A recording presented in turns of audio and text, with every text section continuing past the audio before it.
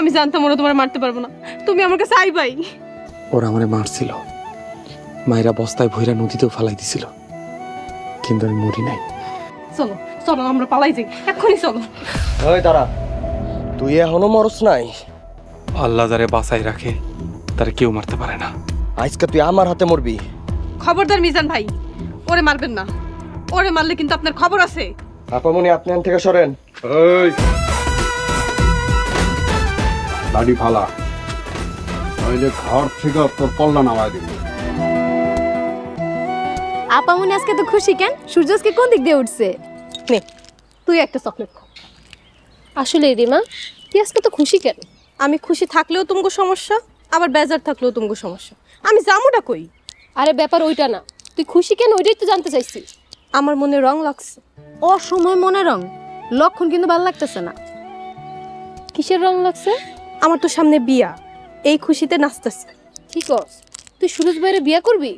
সময় হোক দেখা যাইব, সুরজরে বিয়ে করি নাকি চন্দ্ররে বিয়ে করি। ওই যা সুরজ, আব্বা আমি একটু উত্তরপাড়া যাবো। ভাইজান কিন্তু বিশ্বাস কইরা তোরে রিমার লগে বিয়া দিতে চাইতাছে, বিশ্বাসের মর্যাদা রাখিস। আচ্ছা ঠিক আছে, আর বড় আব্বা যেভাবে কয় সেভাবে তো আমি চলি। এর লিগে তো বড় আব্বা আমার এত পছন্দ করে। ভাইজানের পরে মোরলের কর্তা হিসাবে আমারে চাই। সবই হইব, রিমার লগে বিয়েটা হোক, বড় আব্বা একটু নরম হোক, তারপরে সব পাওয়ার আমাকে হইব। মোরল বাড়ির লোকেরা তোমাকে লগে যে জুলুম অত্যাচার করছে এটা স্যারের কাছে খুইলা কও। মোড়ল বাড়ির মাইয়ারা যখন রাস্তা দিয়ে যায়, কোনো পুরুষ মানুষ তাগো দিকে তাকাইতে পারে না। তাকাইতে পারে না? কেন তাকাইতে পারে না? ওনাগো পূর্বপুরুষরা নিয়ম কইরা গেছে, মোরল বাড়ির মাইয়া মানুষের দিকে গ্রামের কেউ তাকাইতে পারবো না। এই যুগে এসে এইসব নিয়ম চলে এখনো? জি চলে, এটা মোরল গ্রাম, এখানে তাগো কথাই চলে। তারা জোর জবরদস্তি করে, তাগো কথা যদি কেউ না শুনে শুরু করে জুলুম অত্যাচার। বুঝতে পারছি। আচ্ছা বাকিটা বলো। মোড়লের মাইয়ারে আমার খুব দেখার ইচ্ছা হয়েছিল।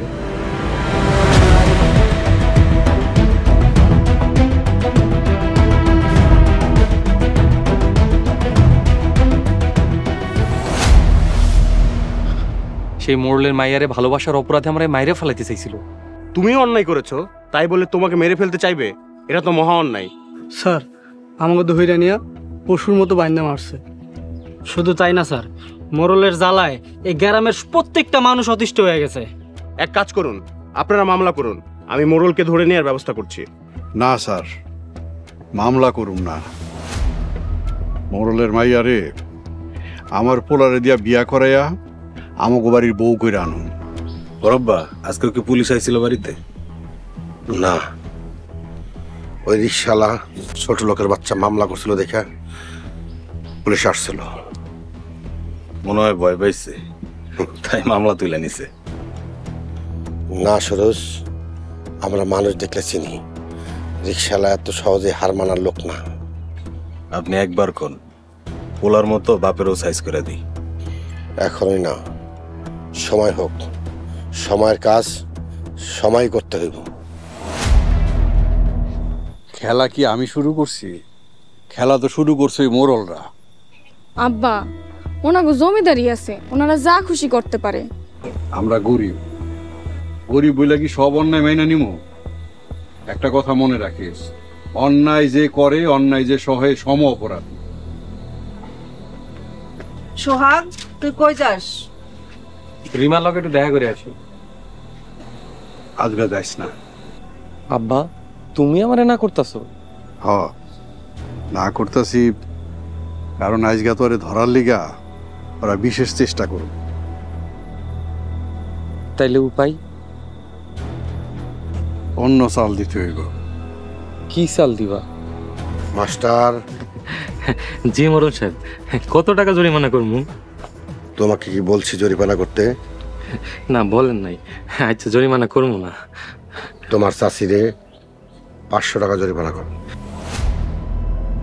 আচ্ছা আমি এখনই করতেছি। এই মাসে মোট চাচির জরিমানা 1500 টাকা হয়েছে। রিমার বিয়ে উপলক্ষে সবাইকে 1000 টাকা করে বোনাস দিয়ে দাও।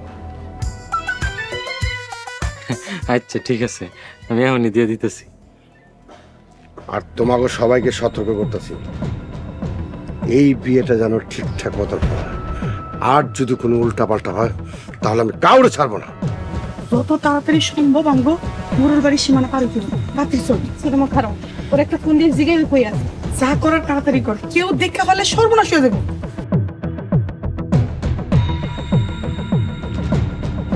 হ্যালো রিমা, তুমি তাড়াতাড়ি আহো, আমরা আইতাছি।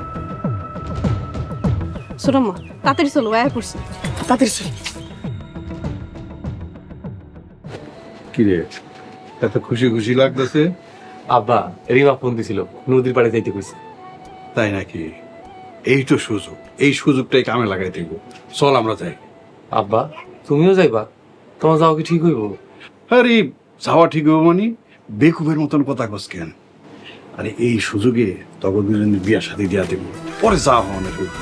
আরে বুঝোস না, বাপ বেটা যেখানে মুশকিল নাই সেইখানে।